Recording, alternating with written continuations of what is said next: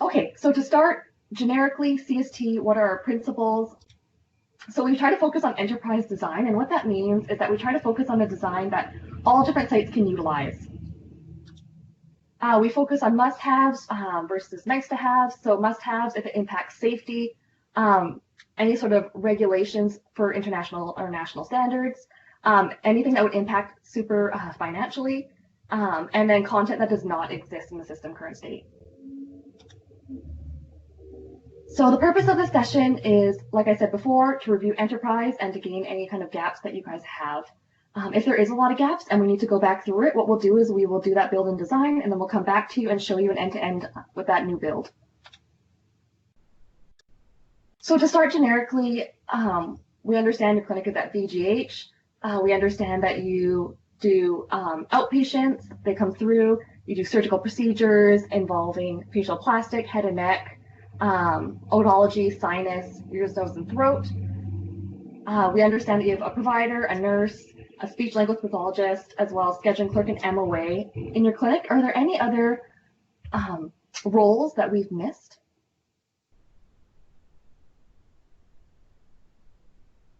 Okie dokie.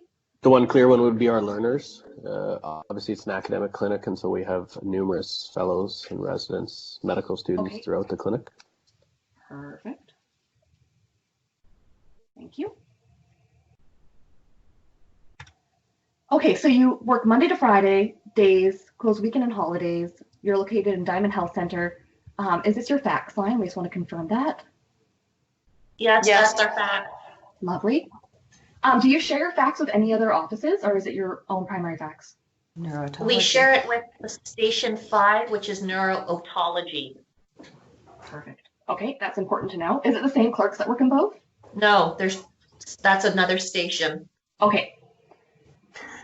Amanda, I'm not sure I understand the scope of it. Obviously, that's the fax directly to the clerks at the front desk there. Each of the providers have their own fax for their individual practices and referrals. So there are probably about 10 fax numbers that make up the providers that are there, including that one.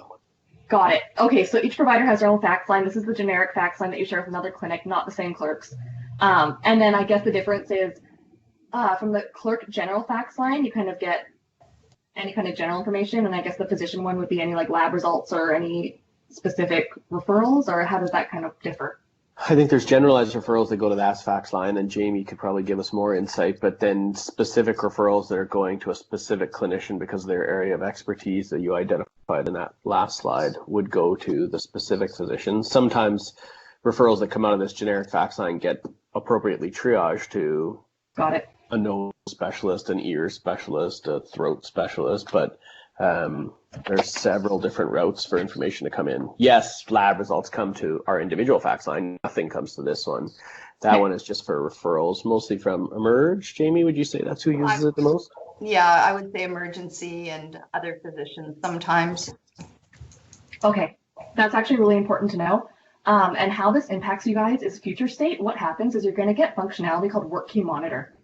So what this does is when the paper fax comes through, it digitalizes it and makes it into like an electronic PDF so that you can attach it to the patient's profile. And it kind of lives in their electronic chart. So that is a lot of work kind of to do. So probably future state, you might want to consider having all of those referrals come to the central line so that the clerk can start that process of creating the patient and associating that documentation to the patient's profile, and then therefore not having it with the physician. Does that make sense? Man, I think I see this as one of our biggest issues that we're going to have to chat about is that the workflow is so different in a shared clinic space like this. We don't, you know, I don't think anybody's going to give up their fax line to go to a centralized one because that's how we garner referrals to our own practices. And so to centralize that care makes sense, but that's just not the way the ENT clinic works. It's a conglomeration of subspecialty surgeons who work in a unified space, but those are not necessarily unified practices, and not all the charts get created by the clerks at the front desk. We have our own EMR systems that each clinician has that they tap into at various points, but this is going to have to be the complex interplay that exists between those. Okay, and is that the difference between you guys having the MOA as well as the clerk? Are the Correct. MOAs private MOAs that kind of associate with the physician, and then the clerks are the general hospital? Correct. Okay. And So that'll be the biggest part of the interaction that I think we're going to have to iron out in terms of how enterprise will work for all those roles. Okay, but your MOA has the ability then to, like, it would be okay if they created the encounter, right, and associated the documentation for you. I just don't want the actual provider to do it. But if you have Yeah, the hard part is that these people are privately employed by us. What impetus do I have to take their time to create that encounter? They're already doing that on my end for my own record keeping in my EM. So it's going to be a difficult ask for them to duplicate that work into a system that isn't utilized by me. Yeah. Okay. So I think it's more of a resource question. It sounds like everyone has the opportunity to do it. It's just who's the most appropriate person to do this work. Except for they don't get access to those systems. The private MOAs don't get access to the hospital systems in that same way. But they can in this particular scenario. You can give it to them. It's just that that'll be about a resourcing and time. Exactly. 100%. Okay, so let's keep that in the back of our mind and hash out some strategies of what we could possibly do for that. They could all come to the central hospitalized clerk who can, if it's face up on the booking package and clearly identifies which physician it's for, they could probably triage and then set it aside a certain way so that they create the encounters and do that work. The other possibility is to have a separate work key monitor line that the private MOA manages for that physician and does that work too. So it's definitely just a question about who's the most appropriate person to take their time and efforts to do that work. Okay. So do you get any inpatient referrals? Like anything that comes from an inpatient setting, or is it all outpatient? No, we get internal referrals as well. Okay, perfect. So there's going to be two different ways to do that in the system. We can demo that afterwards. So external is when it comes through the paper through Work Queue Monitor, and then you make a PDF and associate it to the chart. Internal can be done by a referral order. So if the provider is in the system, they can place an internal referral order, which almost looks like the same way they're ordering a med, and that populates a patient to a list as well. So this is kind of a picture of what Work Queue Monitor looks like.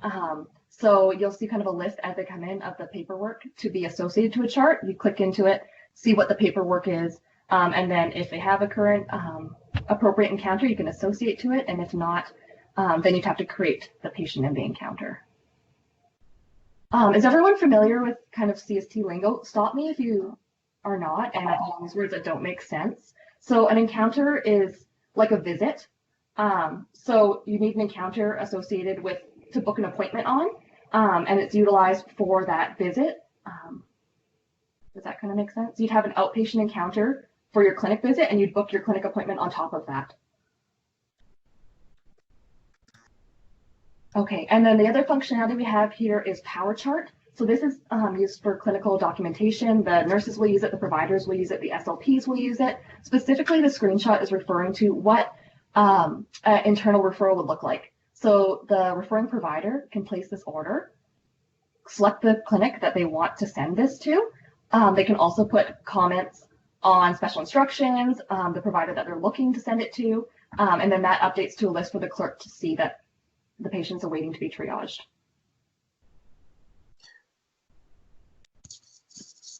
Okay, so yeah. Amanda, again, I understand this a bit just because I've used Power Chart at St. Paul's. Okay. Some of the challenges are, do we have any of the MOAs on this call? Because I would say that when you showed that Work Queue Monitor page, none of this stuff comes to that fax line that you referred to. Jamie, you don't see OR booking forms. You don't add that to anyone's chart. This is a significant departure from the workflow that our clerks currently do. This isn't anything that they do. Okay, yeah. So this is just a total example. For sure, you probably will not get an OR booking form. I think it's just the picture and the screenshot. But the forms that come through to say, I want this patient to see an ENT provider, there is some sort of standard form, or is it kind of just a free-for-all note that people fax through? It's not only just a free-for-all, but I guess what I'm trying to say is that it's 10% of them come to that, maybe less, come to that generic line, whereas 90% come to the private MOAs. Exactly. Yeah. No, that totally makes sense. So again, that's that resource question of. Do we have any of the MOAs on this call? I don't think so. Yeah. Oh, the MOAs. No, sorry. Jamie's here though. But for the VCH clerks, you guys would be seeing mainly the emerge referrals would populate in this Work Queue Monitor. And that would probably be the extent of what you would deal with in this screen. Yeah, I just mean that it's less than 10% of all the work that we do there. Yeah. Mm-hmm. Much Okay. less than 10%. Yeah. Okay. Is that something that you guys can take back internally with the site to figure out who's the most appropriate person to do this work? And by this work, I mean look through the faxes that are coming through that are referrals to the specific providers and create the patient and associate the documentation. Sorry, maybe I'm not being clear about what's happening. I'm not sure about, they don't get sent to here. They get sent to individual providers. Agreed. Yeah, I'm just wondering if that's going to be continue future state. I think it's going to have to be because people want the ability to up and leave with their fax number, right? Got it. People don't want to give all their fax referrals to a centralized VGH site because then when they want to leave, how do they get those back? Exactly. Yeah, that's just what I was trying to confirm. If you wanted to continue that future state, so we can follow up and get those individual fax numbers from you guys. Yeah, and we're going to have to find a way to get stakeholders' involvement from those people who are going to have to be doing the work. Agreed. Okay, so that is all good. So once you get the referral, I guess if it comes to your private line, then you know it's for you. Is it the physician that always triages those private line referrals, or does the nurse ever triage any of those? The nurse does not triage the private doctor's referral. The nurse assists in triaging referrals from Emerge. Okay. So anything that comes to the private line, the provider will triage, look at themselves and determine yes or no. Anything that comes through the general line, that comes from ED or internal, the nurse does look at. And then does the nurse then determine which provider to send it to? Or are they just determining yes or no, this is a fit for a clinic? Most of the referrals that we get on the general ENT fax line is for the resident clinic. So all those referrals need to be triaged by the residents. By the residents. Okay, so do the nurses as well triage those or just the residents? Sometimes I assist if there's no residents around. I assist the front clerk if it's an urgent referral or whatnot. Okay. And then once you assist them, does it also then get reviewed by the resident after you? Yeah. Okay, perfect. And then we book the appointment as needed. Perfect. Okay, that sounds good. So you're not having to triage and figure out which physician to send it to. It's going to be the resident that figures assesses that, and then it gets booked to the resident, or how do you know who to book the appointment to? Well, the majority of the referrals are for the resident clinic. Once in a while, if a referral comes in specifically for Dr. Janjua, for example, that referral will go straight to the private MOA. Okay. And just to clarify, this resident clinic is in the same location, right? Yes. This ENT clinic. It's just different appointments. Sorry? It's a very similar clinic. It's an urgent access clinic that's staffed by one of the staff and manned by the residents. So they're there seeing urgent appointments for that week, referrals that came in that past week in the same space. But from a volume standpoint, that's what I mean is that is a small part of it, but an important part. That's why that's another stakeholder I'm kind of writing down about our MOAs plus the residents, because obviously they play such a key role both in triaging those ED referrals and working with Anne, and then seeing those patients in conjunction with one of the faculty once a week, 1.5 day a week. Whereas if you put it in context, the clinic is staffed by several other staff surgeons for 10 half days a week. Yeah. No, I think that's totally fine. And then if you guys are going to decline the referral, do you just follow up with the referring provider? Depends on the referral. Sometimes they're not appropriate for the rapid access clinic. So the patient is called and says, you have to go back to your family doctor. Okay.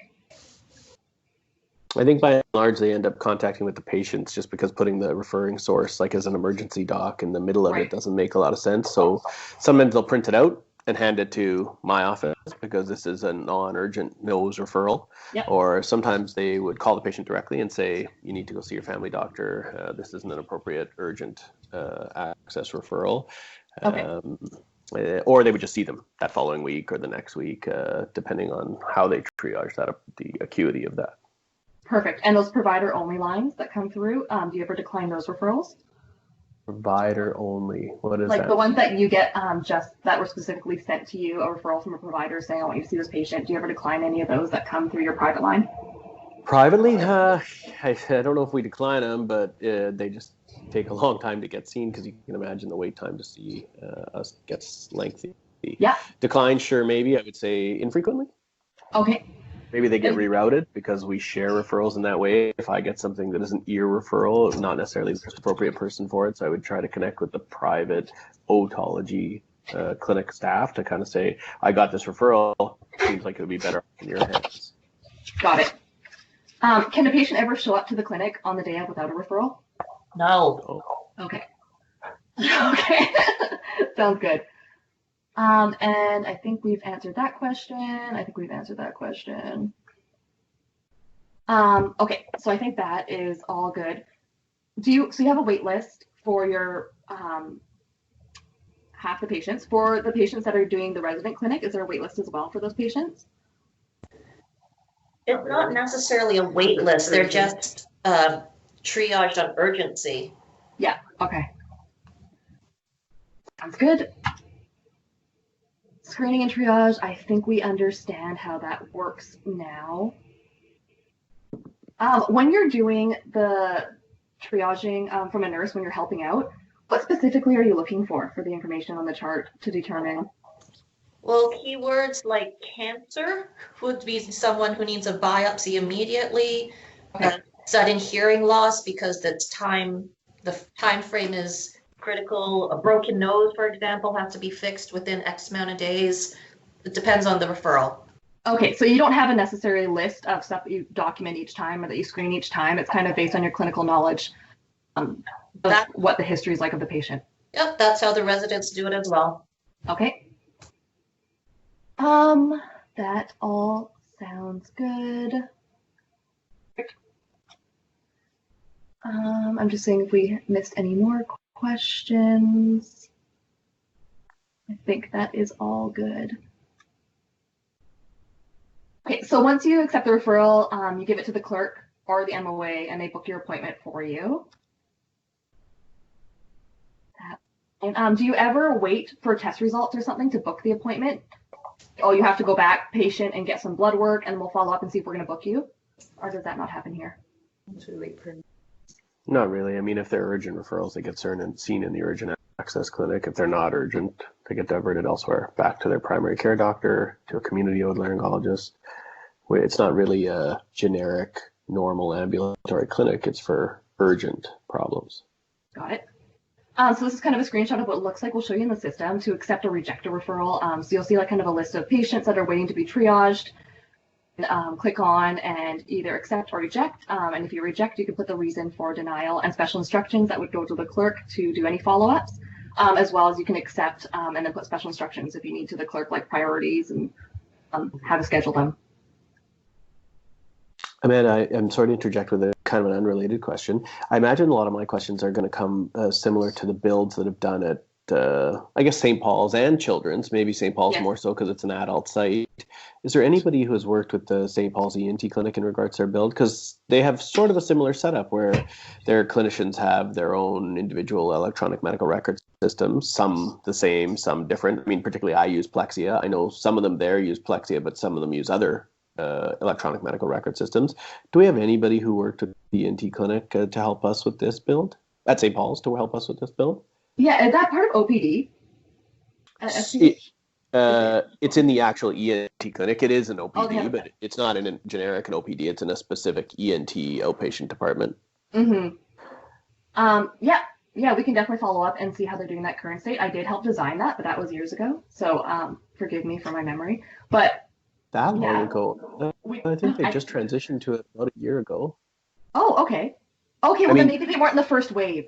So what we did, okay. I know for OPD, they kind of have that area where they have a bunch of different like clinics in that area. So we did the initial wave, and then maybe they've gone live after, but we can definitely follow up. You and I are talking about different things. This is not a generic OPD. This is a specific purpose-built ENT clinic. Okay.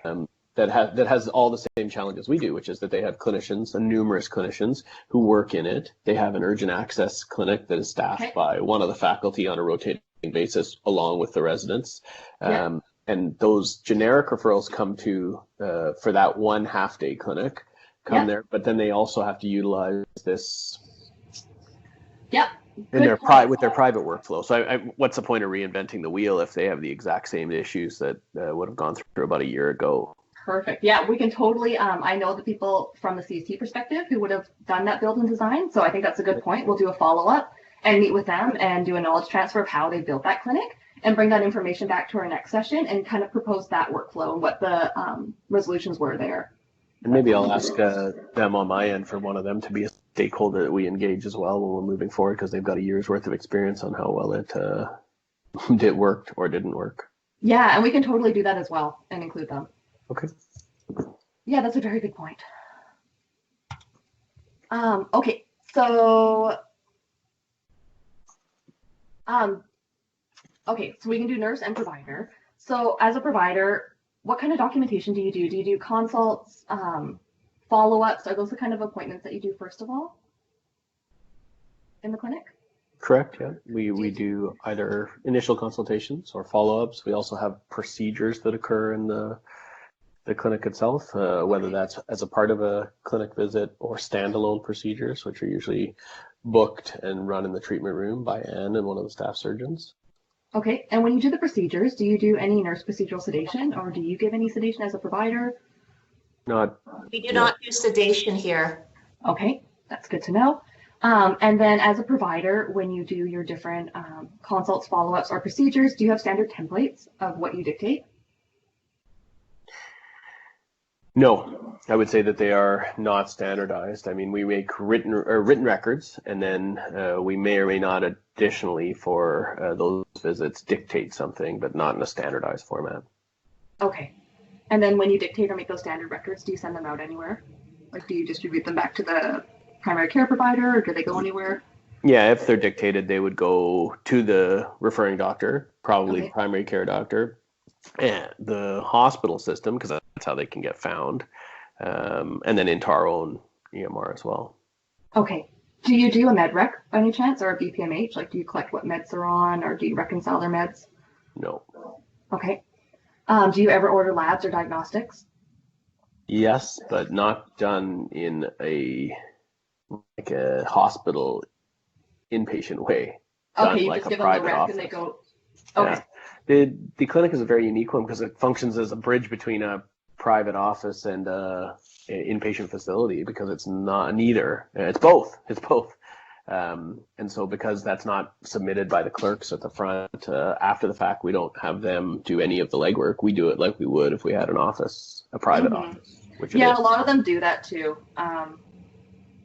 So a lot of, because otherwise it adds a layer of complexity for me to take something back to Jamie and say, Jamie, organize this CT scan for me, which doesn't make a lot of sense, because I need to get my office to do it. I need to get the results back to my office, that kind of thing.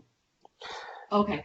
So when you order the labs and diagnostics, they're not being done in the hospital. They're going to take the rec. They're going to go wherever, like labs or whatever, to get their labs and diagnostics done. And then that result is going to come back to you as a provider. Do you guys ever share those results? Does it ever go to the general ENT clinic, or you kind of just follow up on your own ordering? Follow up on our own ordering, because then that would just inundate them with a plethora of lab results that patients that they encountered but never really had to follow Exactly. Up. Yeah. So it's just done like a private office in that way. So we get the results and then follow up on those results. Now, the one question we should ask is, what about that resident clinic? Although it does make up 5-10%, who follows up on those? And Jamie? Ask me that again. Who follows up? Like, let's say the residents order us. No, I follow up on that because my name is on the chart. It goes to me. You guys don't do that, do you? We generally get faxed to that main fax number quite often, and sometimes to you, sometimes to us. I guess it just depends, because quite often Crystal will send off those requisitions that the residents for them. Leave them. Yeah, they leave them in the slot out here, and she will send those to where MRI or wherever it is, and then we get those results and we file them in the resident chart. And then how do you alert them to go and look at those results? Or they get alerted? Yeah, we give them to look over first, and then we file them.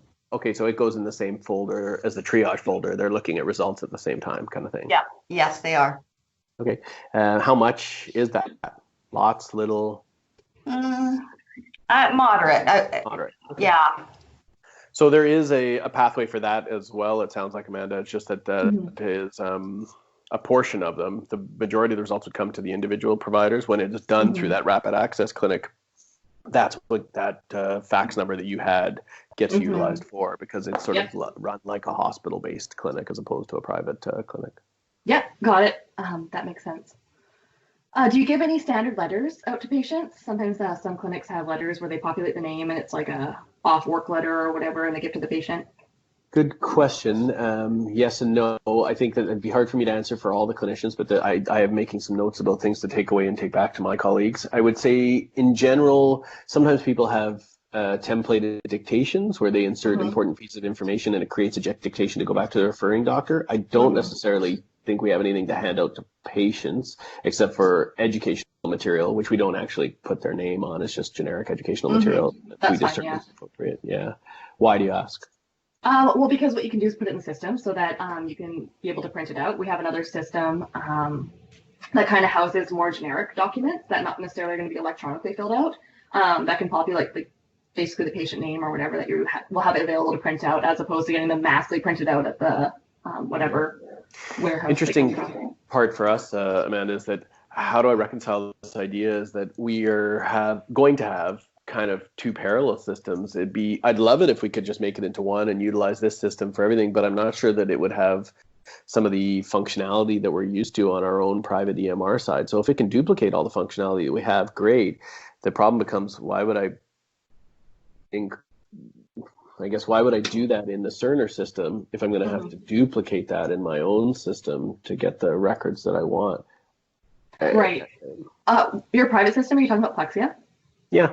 In my case, Plexia, yeah. And I actually think in most people in our clinic, Jamie, can you tell me, does anybody not use Plexia? No, I think everyone uses Plexia. Okay, that's simpler, I guess. Okay. Yeah, so... Hold that. Some doctors that don't have their offices here, they come in to use the space here. The procedural doctors, some of them don't use Plexia. What do they use, Anne? Just paper charts. Paper charts. Okay. So it's paper charts or Plexia. Yeah, I guess that the part, Amanda, we're going to have to sort of figure out, and some of the feedback I had gotten colloquially, but I haven't explored it further from the SPH ENT surgeons, is that they basically do what they do in Plexia and then have to double document. Yeah, or cut and paste or whatever. So we need to find a way to integrate those systems or not have to double that up. I mean, I think that they were hopeful as well that they could just do it through the CST system, but they didn't find that the functionality was appropriate for an ENT clinic. Ours has a lot of pictures, and so I use a lot of scanning of PDF type notes with pictures and drawings of the inside of the nose, the inside of an ear, which is just really more challenging to do unless you have a robust system created for that. And I'm not sure the CST does at this stage. Yeah, to be transparent, we don't have a good system for pictures. Like, you can't just upload the picture right through it. What we'd have to do is print it off and then handwrite whatever you're going to handwrite on, and then scan it back into the chart. What if it had scanned already? Like if it was a PDF, can it just be dropped in as a PDF into CST as that encounter as a PDF? Does anyone know, can you associate a PDF to the patient's chart from the PET team?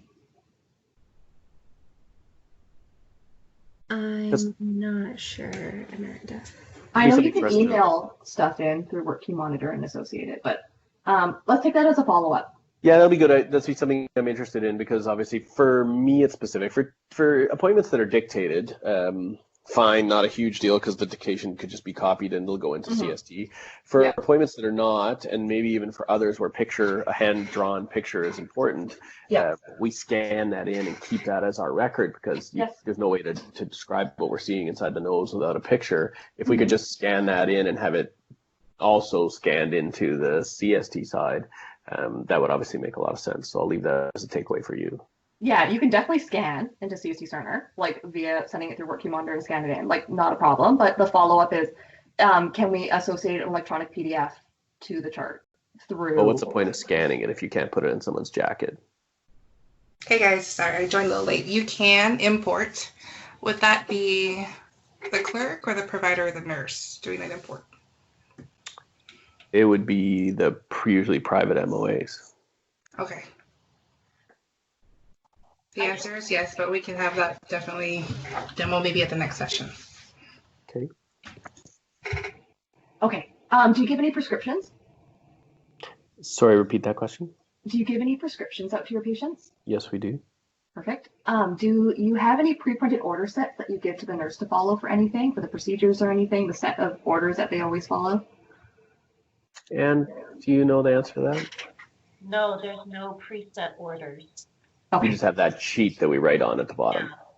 Is it just like a blank sheet that you handwrite a few things on? Pretty much. Yeah, it's like a VGH procedural form that says, this is what we use for local anesthetic, this is what was done, here are some 3 lines to write what you want afterward. Yeah. Okay, that is good. Do you ever refer patients out to other providers, other specialties? Not necessarily in your clinic between ENT and ENT, but do you ever see a patient and say, oh, you'd be very good to go see a GI specialist? Or The obvious answer is yes. The question is, who does that? right. Obviously, we send people to other doctors. It's just that I think that by majority, because 90% of the appointments are private, would be me sending it to a GI doctor. Okay. And my office organizing that. We don't necessarily do that through CST. We do that through Plexia. Mm-hmm. Yeah, so you'll have the ability now, if they're internally on the site, in CST Cerner, that you can do an internal referral to another provider if you know what you're doing. But yeah, if they're not live and you're sending it to a non-live site, then you'd still have to fax it or whatever your current state is through Plexia. Okay, so we talked about you don't have any standard templates for your documentation. Do you ever receive patients from other facilities, like they're waiting in an inpatient space in another facility, coming to your site just for their appointment, and do you set up like a PTN or anything like that? The answer is yes. We do get patients from other facilities such as long-term care, whatnot. GF Strong. Prison. But we don't set up the transfer. They set up the transfer. Okay, so it comes for you, it's kind of like a regular workflow. You just get the referral. It doesn't really make a difference. They set up all of the logistics of getting the patient there and back. Yeah, you should. Yep. Okay. Sounds good. As providers, do you also work in the OR, or do you just kind of work out of this clinic, or is it kind of a mishmash? Sorry, I'm not sure I understand the question. All the surgeons who work in the office are also surgeons at VGH in the OR. Okay. Perfect. Okay, I think that might be the generic questions. When you schedule the people to come into the clinic, you schedule it as like a follow-up or a procedure, or do you schedule it based on the actual procedure? Like, will it state this patient's coming in for a steroid injection? That is pretty variable, because I think it's kind of hard. You're trying to put it into drop-down menu kind of style. The clinic doesn't work like a drop-down menu. Sometimes it's handwritten so that they'll give Anne some indication about what this person would need. Meaning that if we're going to do a procedure, my office informs Anne about this is the kind of procedure we're looking for, therefore this is the kind of equipment. Sometimes that could be drop-down menu, but it is a little bit more fluid, which is why, and I was going to mention this at some point, is that our clinic is a little bit different, obviously, than the other go live sites that you've done. It's not just like a book appointment, come in, talk to person, leave. There's some multitude of have an appointment, have an endoscopic examination, have a procedure that happens in that clinic, and it there's a lot of communication that has to happen to be able to do that, and I'm not sure it's drop down menu kind of capable. So a lot of the questions you're asking are about, like, do you do this, do you do this, do this, so we could put it into a drop down menu for you. It's just that our clinic is a bit different because it's so procedural. Every patient who comes in there has a procedure of sorts, whether that is an endoscopy, a biopsy, an ear tube insertion, a polypectomy. How do we, those are not generic outpatient appointments. Yeah, so we do have a way of choosing like the appropriate appointment type to specify what you're doing, but do you have a list, I guess this is more for the clerk, of all the different appointments or different procedures that you currently book? That we could get from you? Amanda? Yeah. if I may interject and just reiterate what Dr. Janjua was saying, let's say, for example, a person comes in to see Dr. Janjua. We'll book it as a visit. Yes. While Dr. Janjua is scoping him, he sees a mass.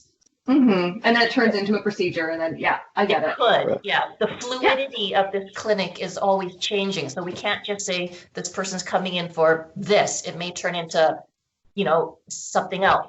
And I don't think that's a problem to retroactively fix that, to update whatever you've done, and you'll dictate appropriately with what you clinically did in the clinic. So that's totally fine.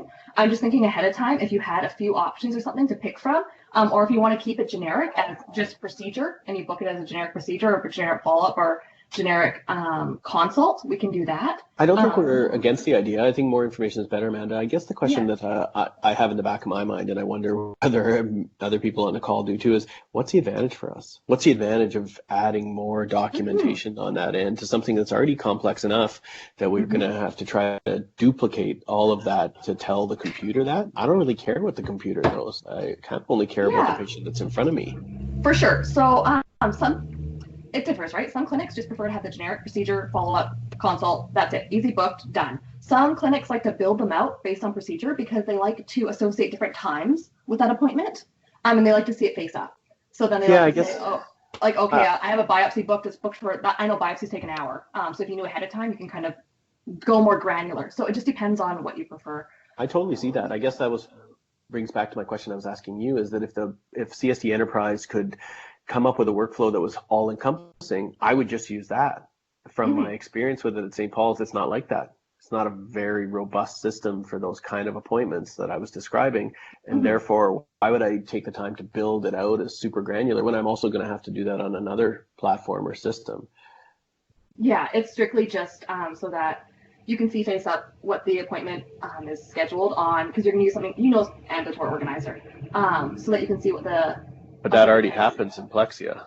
Why do I want to duplicate that in CST? Why do I want to? It's hard enough to do the paperwork side of medicine. Why do I want to double that paperwork side of medicine as opposed to spending that time with the patient? Yeah. So it's up to you. This work will get done anyways because we have to schedule the patient. And it's like part of the key principal indicators. So they're going to have to be scheduled to be tracked in the hospital. So it's just whether or not you want it more granular or higher levels. Okay. I guess this means that I just mean that I understand that the hospital needs that for tracking purposes. It's just it's not helping me with the patient care. So that's something they tell you that I'm going to leave to the hospital to do because that's a hospital mandate, not necessarily mine, which is to care for the patient and their problem. Exactly. And then the hospital doesn't really care because they're not going to report off of, it depends if you want. If you want to pull reports to kind of get stats on a granular level too, to say like, I do so many steroid injections this year or whatever. But if you're not doing that kind of reporting current state, it's okay to do it on a more higher level and just book a consult procedure or follow up and not have to have this. I'm not opposed to data, and I think it's great. The hard part is there's only so many hours in the day and so many people we have to do that work. If the hospital wants that at a more granular level, they're going to have to put in more man hours to be able to do that. Okay, so let's lean towards just keeping it more generic for now. I think that would work because it meets the requirements, and then it's not as much work for you to identify what you potentially want to do, not as much work for the clerks to associate. And then we can demo that afterwards and see if that's kind of what we're comfortable with. Do you guys ever do case conferences? And a case conference is where you either bring in the patient or don't bring the patient and book an appointment with other providers or nursing and kind of sit together and consult on a patient? Not specifically at our site. We do those mostly for cancer through the BCCA site. Okay. Does your private MOA book those for you for the BCCA site, or how does that work? Done through BC Cancer. Okay. It's essentially just a repetitive case conference that happens the first month or on Monday of every week at a certain time. So we can review cancer cases and head and neck. Got it. Okay, so we're going to switch over and kind of do a demo in the system of what the provider workflow looks like. And then we can go into more in-depth nursing and clerk workflow. So I'm going to stop presenting and I'll pass it over to Agnes. Are you doing the demo? Yes, I am. Thanks, Amanda. Okay. Perfect. I think my screen's on. So we're going to start by demoing the referral process. And I think Dr. Jandra said you already have exposure to power chart, so it'll be. But I don't think anybody else on this call has. No, but I guess this is a pretty high level piece for the provider workflow. I might be going a little bit fast, but there will be someone sitting down with you guys closer to go live to do more thorough training. But feel free to stop me anytime if anyone has any questions. I'll be happy to do so. Okay, so we'll start by placing a referral order to your clinic. Say another medical service wants to refer to your clinic. We would go to one of the quick orders page and we would try to find the referral order. For demo purpose, we will be using the BC Children's referral order. So we'll find it in the search box. And I have it here. I'll select it. I'll click the green box on the top right corner and I'll click Modify Details. Once you click Modify Details, a window with more details will pop up so that you can fill out all the mandatory fields. The scheduling priority will be sent over to the clerk. So you will select the next available appointment and then the location for it. So just select BCH ENT and then we'll put in a reason for referral if there's any. So go ahead and sign that order. So once that order is signed,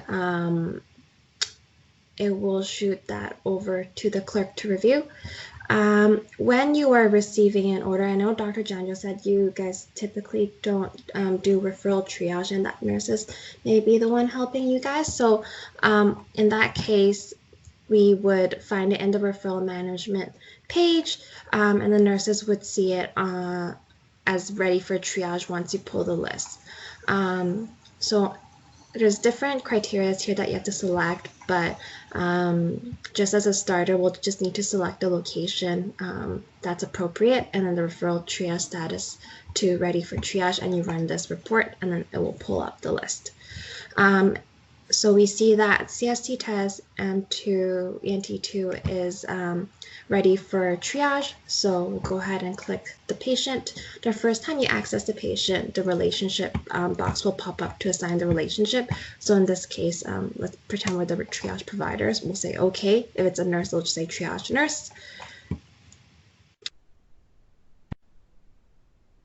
We'll review the patient chart with any pertinent information. There may be a referral package underneath the document section. External documentation.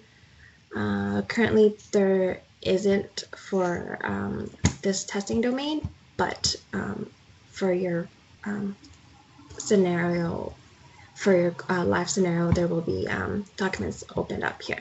So you'll review the patient chart here, and once you're ready to accept or reject the referral, you can go to one of the orders page, and then you can click on accept, reject, or referral information request. So in this case, we'll accept the referral and we'll sign this order. Click modify details. I think there's a few boxes that we do need to take a look at. So we would let the clerk know when we want to schedule the next the next appointment. I'll do the next available appointment for now. If there's any special instructions, we'll put it in here as well. So we'll go ahead and sign the order. And then once we go back to here and the report is run again, the patient has dropped off from the triage list. For Dr. Jandra, you might be interested in knowing what patients were accepted. So you can go ahead and go to the accepted status instead to take a look at that list. And you can run the list and you can see that. Agnes, thanks for giving us a bit of an overview here. I think this is going to take people a little bit longer just to get familiarized with the power chart platform. As I said, the challenge here is that this will really apply to less than 10%, maybe 5% are. They don't come from internally in the hospital. I mean, they do, but that's just not a lot of them. They come from providers all over Vancouver and the Lower Mainland, family doctors, other ENT doctors, and they don't come into here. And so I guess that is where my question is that obviously, what if they get sent as a fax to my office?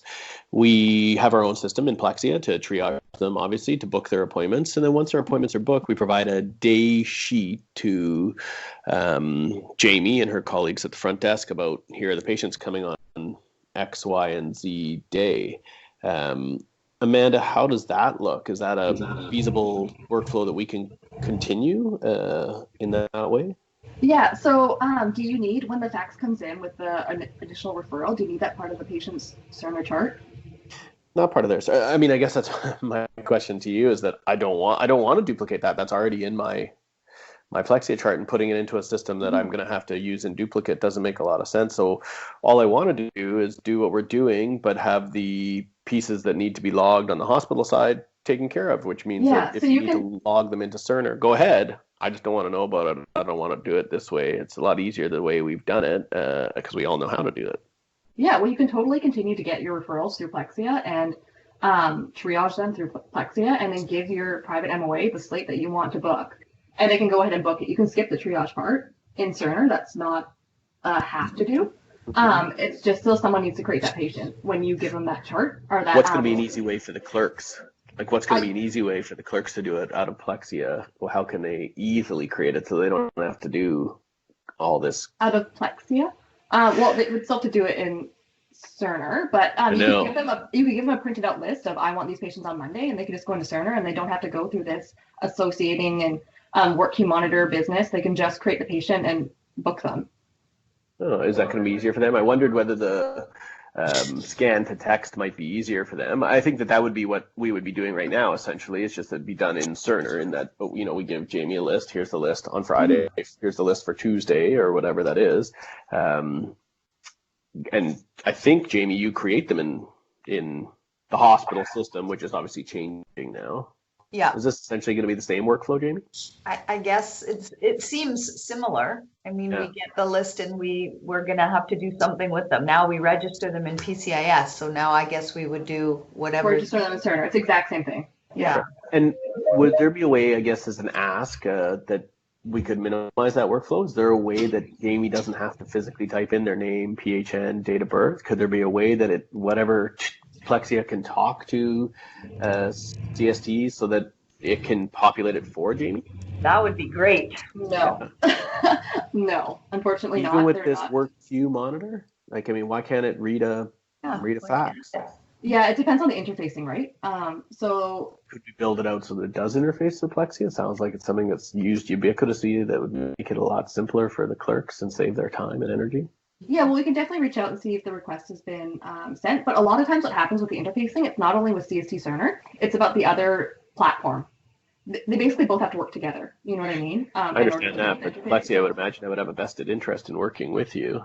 Yeah, so why don't we figure out I'm sure that investigation has been done. I don't think you're the first person to probably mention that. So I think, why don't we follow up and see where that went for that request, as well as if you wanted to triage in Plexia, because basically what's going to happen is these papers are going to come through the fax line. They're going to be sitting there. Someone still needs to clean them up in CST Cerner if they're going to be sitting in work queue. So you can still, on your side, like, do whatever clinical judgment and determine kind of the order of the patients and give that to the clerk, but the clerk will still need to create an encounter and schedule that patient in Cerner and then clean up that documentation, whether associated or not. But is that kind of what you're leaning towards doing, as opposed to doing this accept reject order, like looking at them in Cerner, accepting, rejecting, and sending that back to the clerk? Yeah, I don't think we would do that. I mean, apart from, save for what we're talking about from the urgent access clinic, I'll let Anne and Jamie tell us about what's easier for them. They could either, I mean, they may have to do this for that, but I don't think it'll work for our private office referrals. I think what we'd end up doing is just booking a clinic and providing them a list of what that looks like. It'd be nice if when we provide them a list, you could do that electronically through Plexi in some format so that it goes and can be accepted into CST, and then Jamie just has to check over the list as opposed to input everybody's name and PHN and birth date manually. It's work that doesn't need to be done in this day and age. Yeah, well, once the patient's been in the hospital or been in CST Cerner, they won't have to input all that manually. They can pull up the patient. It's only a first-time patient that's never been to the hospital. So luckily for you guys, by the time we hit your go live, a majority of people will have been seen at some sort of site at some point in time. So it's actually not too much to create the patient. It's just creating the encounter and booking the appointment. Meaning if they've seen it in any VCH hospital, is that what you mean? Because we're the last site? No, I mean at any live CST Cerner site. But they could come from their family doctor and not have been. For sure. So I'm saying there is a population for sure that will never been to a live CST Cerner site. But I'm saying it's not going to be as much based on your go live status. I'll leave that as a takeaway for you guys, because that is an ask that I think you're hearing me ask. Yeah, I'm hearing you ask about the interface between Plexia and CST Cerner to populate patient demographics. So I'm hearing that ask. And then I'm hearing you ask about possibly triaging in Plexia and therefore not doing it in CST Cerner and what the workflow would look like from the private MOA's perspective. So that is against enterprise, because normally people just do the triaging through Cerner. So we will have to do something called like an escalated design decision, where we kind of determine what is feasible, what's possible with the functionality that we have, and then see what we can get approved. So we can bring that information back for sure to the next session to let you know what the options are.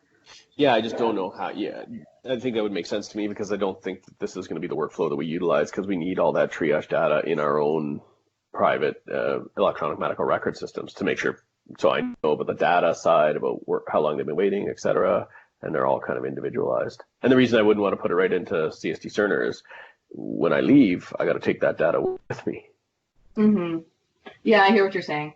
So, yeah, we'll definitely ask and figure out what we can find out for information for you, and then relay that back. I know we have 5 minutes left here for me. I know you guys have a little bit more work to do, but I just wanted to kind of follow up with some of the things that I think we've just recapped about. The things that would be important for me is that we have a bit of a complex interplay at our clinic between what I would consider a private specialist office and a hospital-based clinic, most notably the urgent access clinic that is staffed by us on a rotating basis and staffed by the residents with us. And then so the complicated clinic makes it for a lot of these questions that I'm asking about how do we make Plexia, and I guess I'm lucky that it's only Plexia in our situation, or hand chart, because there is people who come who only have paper charts, although they're becoming less common. I think that does occur. And so we're looking for a way to balance those two without a duplication of workload. And maybe I had asked about input from stakeholders like the ENT surgeons at St. Paul's who have gone through this. I think it would be important for us to get the residents as stakeholders who are going to have to do some of the triaging for the urgent access clinic. And then the other stakeholders obviously would be the private MOAs. And I may try to reach out and try to figure out who would be an appropriate representative. The head of our division is Scott Durham, and his MOA kind of does a lot of the administrative stuff for our VGH ENT division. Her name is Allison. Maybe it would be an appropriate person to kind of help us figure it out, because that's going to be a delicate balancing act, because we're asking them for additional work that is duplication, and that'll be a hard piece of the puzzle, and one that I'm not sure that'll go over so well. Yeah, for sure. And I think you do raise a good point with following on with SPH and seeing what they're doing. You have mine and Sophie's email. So if you get specific names of people that you would like to attend the next session, fire it off. If not, what we'll do is we put the roles in, and then we have a team of people that go to the different sites to figure out who the most appropriate names are. So I know all of them. I can tell you them now. One of them that I've spoken to about it was Andrew Thambu, but there's only really 4 people on site at St. Paul's. There's only 5 staff surgeons, and so they're not hard to find. Andrew Thambu, Ryan Westerberg, Jane Lee, Rob Irvine, Amin Javera. So that's it. Perfect. Lovely. Is there any other big questions or follow-ups that you have for us, Dr. Jinawua, before you hop off? I think the only thing would be about coming to see our clinic. I think whoever is going to build anything for our clinic has to come and see what we're talking about the fluidity between patient appointments, talking to a doctor, and procedural, and therefore how that flows, and then what the interface is between the hospital staff at the front desk and the MOAs who are located peripherally around the clinic to support those patient appointments, because we need both of them to do our job. That the whole thing can't exist without both of those players, meaning that when the patient comes, they meet Jamie at the front desk, she checks them in, puts them into that hospital system. There's a creation of a chart of some kind, whether that is a paper chart or not, or flagging it into Plexia, and then all the back end of those appointments is done by the private MOAs, meaning that I see that patient, then when they need a CT scan ordered, blood work, I take them to my MOA in the back of the clinic so that they can give them a requisition, et cetera. And all of this layered on top of it is we also have the urgent access clinic, which runs a lot more like what you're showing us. I think you've showed us a system for the urgent access clinic. I'll let you fight the uphill battle of getting Jamie and Anne to want to be a part of that. I can't say I would want to, but that is something that I'll leave to you to do. But that those are sort of, I think something has to happen in our clinic. Somebody needs to visit who's going to be building for our clinic. I'm happy to host you and whoever else wants to come whenever is appropriate. We see 100 people a day in that clinic. Adding 2 people who are going to significantly impact our workflow for years moving forward, I don't think is a risk that we can't yeah, and I don't mind coming. Like, I've come to clinics before, like prior to COVID. It's not an issue. So I saw your request, and I did involve the ambulatory manager, so we can see what we can work out. We just got to follow whatever policies that are the hospital and CST have for the COVID protocols. But yeah, I'm happy to try and figure something out with you. That'd be great. I just mean that this is going to have a substantial impact on our workflow for years moving forward. It's something I'm interested in investing the time and effort required to do it right. I think to do it right, you have to see our clinic, or whoever is building it for us has to see our clinic. Yeah. It just doesn't look like any other clinic. It's unique in its own ways. And I'll leave Anne and Jamie and the rest of our team to tell you about how it is unique. Yeah, perfect. Thank you for your time. I appreciate your input. It's honestly very helpful. Thanks, everybody. Bye. Okay, so now we're going to dive deeper into the clerk, nursing, and SLP workflows.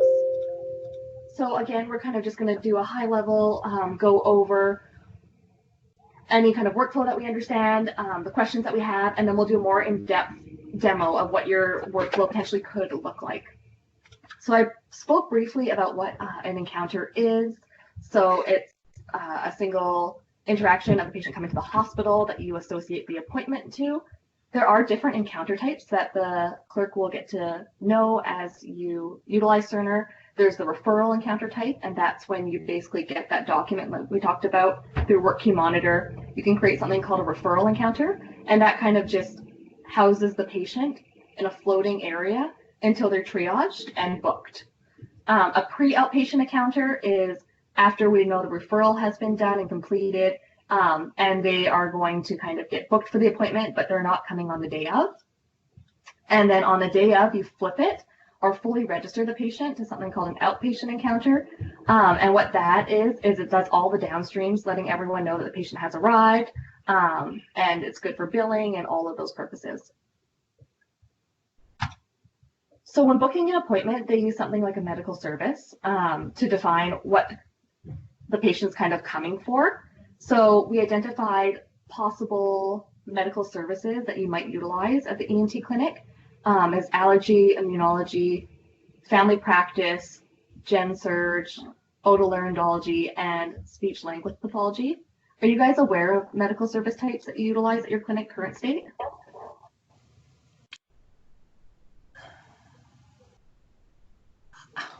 Out of all of those, I think we would really only use the otolaryngology. Yeah. Yeah. Okay. I'd probably speech language pathology. Okay. He uses this. Okay. Yeah. Okay. So we talked about the accept and reject referral workflow and what that looks like. It's the same workflow if you're a nurse and you're going to do it and accept reject referral. And then scheduling, we talked about the request queue. We talked about, so what you can do is you can book multiple appointments on the same encounter on the same day. So if you needed to book multiple appointments for the patient, you can do that as well. But it doesn't seem like that's something that you really do anyway, so that's not too appropriate to you. Confirm an appointment. Do you guys send out anything to the patient, like any kind of text or anything like that saying, reminder, your appointment's coming, or no? No. Okay. Mine get a phone call, but not an automated one. Okay. And then are you just looking at the slate for the next day and then just phoning those patients like manually? I believe the clerk is doing it on the Friday before. Oh, okay. Perfect. So it's not an automatic thing. Okay. So I think I already talked about the encounter type definitions. Okay, so your clinic, I understand, is kind of complex in how it's laid out, so we can try and hash it out a little bit over here. So when you have rooms, are the rooms separated for a certain provider on a certain day? Are they kind of just rooms and the providers, like, do you schedule to a certain room? That's what I'm asking. Sorry, you go ahead. Okay, so there are 10 exam rooms in the ENT clinic, and depending on which physician is here that day, they get a specific room. Okay. So when you're booking the patient on the day of, or ahead of time, booking the patient, you book them to the appropriate provider, but you're not booking them to a room, right? Well, we're not booking. The private MOAs are doing the booking. Mm-hmm. But do you know ahead of time what room they're going to be in? Like if you know the private MOA is booking for next Thursday, print off your slate or whatever to know the day of, like, is associated to a certain room, or do you just know like all Dr. Joanna's patients will be in room 10? So like you just know that in your head. Rooms they like to use. Okay. You know the rooms they like to use. Okay. So there's 10 rooms. Are they just labeled 1 to 10? Or do you call them certain names? It'll just be how it looks in the system. Like we can call them room 1, room 2, room 3, and then you can put the patient in that room when they physically arrive so that people know that the provider goes, oh, my patient's here in room 3. No, it doesn't work that way. Okay. How does it work? Okay, for example, Dr. Janjua is here having his clinic today. I know he likes room 75 and 77, so I designate those rooms for him in the morning. But I don't know which patient he's going to see in 75 or 77. He brings them in. And he is a fellow. Okay, that's not a problem. So that's all good. Once he brings them in or someone brings them in, if they want to update where the patient is, it's not mandatory. We don't have to do that. I don't think that'd be applicable for this clinic. Okay, no worries. We will build the rooms out. Jennifer, do we need to build the rooms out then? No, if they feel that it's not necessary, we don't have to. Perfect. But it's kind of helpful to say once the clerk checks them in and they're put into room 75, you already know that the patient's there. No, you don't. You don't? The clerk wouldn't know which room the patient, Dr. Janjua brought the patient into. He calls his own patients. He takes them into what room he wants. Okay. And then from there, that makes sense. then we don't need to build the rooms out. Okay, we'll let that go. So besides the rapid access and then the ENT, do you share your space with any other clinics? All ENT physicians here. Okay. Perfect. So that's good. And then do you do procedures in only certain rooms? There's one procedure room. Okay. So is it important to call that one out so that people know that that procedure room is booked? Or do the private MOAs, I guess they might already know. I'm just wondering how they know. Like, do they get I get every Tuesdays in that procedure room and so they don't double book? In theory, each doctor has their spot for the procedure room. And then if they need more procedure time, they need to talk with me so I can see the general, How the day looks. general flow of the day or the week. Okay. Perfect. So that all makes sense. Are you sharing that procedure room with the rapid access as well? Yeah. The rapid access clinic is only on Mondays, so yes, there's chance of overlap. Okay. Okay, so I think we understand what the clerk's role is, what the MOA's role is. So that's all good. Do you ever have reoccurring appointments where you know that the patient's going to come back? Sometimes. To follow-ups or? Sometimes. Yeah. Okay. So that's okay. We have the ability to do a recurring appointment. It's not something that happens like once a month for the next 12 months or anything, right? No. Usually a week or two later. Oh, okay, perfect. Yeah, I just want to make sure because some places they do like a standard, like you get this type of procedure and then once a month for the next 2 years you're going to come back. Well, patient, but it doesn't sound like that's kind of a workflow. For the rapid access clinic, yes, the follow-ups could be a week or two later. But for the other physicians, like Dr. Janjua's patient, if he does a procedure, he may want to see them in 6 months after. But that's all up to the private MOAs to determine. Got it. Perfect. Okay, so speech language pathologist, how is that determined that you guys are needed? How are you contacted? How are you guys scheduled? Hi, Joanna. I'm a completely separate clinic from the ENT clinic, in that I don't, we don't share the space. So I get referrals directly to me from a specialist, not just here, not just ENTs, neurologists, respirologists, other FLPs. They're faxed to my private fax line, and then I triage them, and then they're given to my clerk, and then they will schedule the patient and book them into the system from there. Okay, so you kind of sit in a separate area outside of the ENT clinic, and you get referrals from all around the hospital for your service. I get referrals from the whole province. Okay, from the province, and then you're notified that maybe at ENT they're requesting you to come see a patient. And then which clerk books that for you? Is it the ENT clerk? Jan, I don't think you're other than the ENT. No, it's not the ENT clerks. It's the clinic that's directly beside the ENT clinic. Okay. Yeah. Okay. So. Okay. Hi.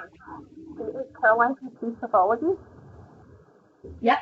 Hi. We get referrals from ENT, from anyone in the community, from the emergency department, and from the patients themselves. We book the appointments ourselves, and then we connect with the ENT clinic for availability of space. Got it. Okay, so you kind of do all the triage, all the booking, everything yourself, and then you phone the ENT clinic and you say, hey, I need to see this patient. What time is good? Yeah, by email. Okay, and that's how you determine your schedule. And then when you go to the ENT clinic, do you document anything specific to that clinic, or is it your general documentation that you utilize kind of across the hospital? Our documentation goes to MDRD, and I also copy and paste into Plexia. Okay. Is it specific to ENT, or is it just a general note that you make? It's specific to the patient's care, which is ENT related. It is. Okay. Do you have a standard document for that we could reach out to you and get? Like a template or anything? No, the template's in my head. Oh, okay. I'm just thinking if we reached out to you and you emailed that template that's in your head, we can create it in the system for you. Oh, that'd be lovely. Yeah. So maybe we'll do that as a follow-up, and then we can show you what that kind of looks like. Yeah, sure. I'm wondering if some of this stuff is brought up in other areas of CST, for example, for the inpatient. Yeah. So with you guys, so you're managed by the Allied team, and then yeah, I think a lot of this information might be duplicated if you're coming to different sessions because you guys do cross over in so many different areas. But we can gather anything ENT specific that you do and help you out with that portion. Okay. Thank you. Okay. So that is good for SLP. And then you don't take any orders from anyone, right? Like you don't need to carry out any orders or get any orders given to you guys? I don't know, Carolyn. I don't know if you do. We're separate. So, what do you mean by orders? Like the physician never writes something down, like I want you to do this, or I want you to give meds. I don't know if you guys give meds or do anything like that. Okay. No. Perfect. At the ENT clinic, do you guys coordinate any other people coming in for the appointment, like social work or anything like that? Sometimes interpreters have to be arranged. Okay. That sounds good. So that is done. Okay, I think we've asked all of those questions. So do they stop at a central reg when they first come into the hospital? Is there a central place where all patients stop, or do they come straight to the clinic? Straight to the clinic. Perfect. So I think that's good. Do you guys do virtual health appointments? No. Okay. Not that I'm aware of. Okay. Perfect. So the patient will arrive straight to the clinic, and what we'll have to do is fully register that patient, which means flipping the encounter, just confirming their demographics are still the same. So do you guys administer any meds? You do administer meds in the clinic, right? Sorry, repeat that question. You guys do administer some medications in the clinic? Medication? Yeah, like during procedures or anything like that? Not necessarily sedation, but any kind of medication? Sometimes just post-pain medication. Okay, and is that nurse administered or physician? Usually it's physician. Okay, perfect. So that is good to know. And then after that's flipped, they can put an armband on the patient. And then if the nurse is going to see that patient, they'll be notified that the patient has arrived.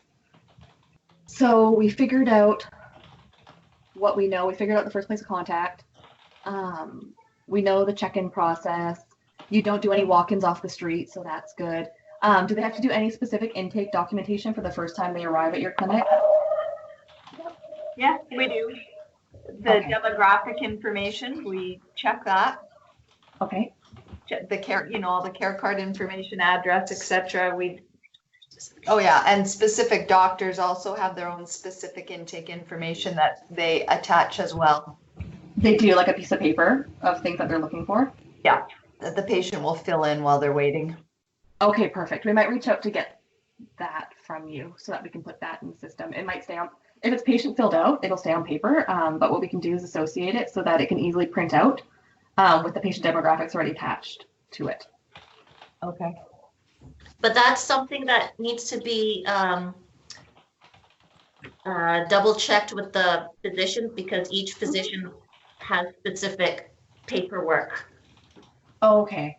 Okay, so not one person holds all that paperwork. No. Got it.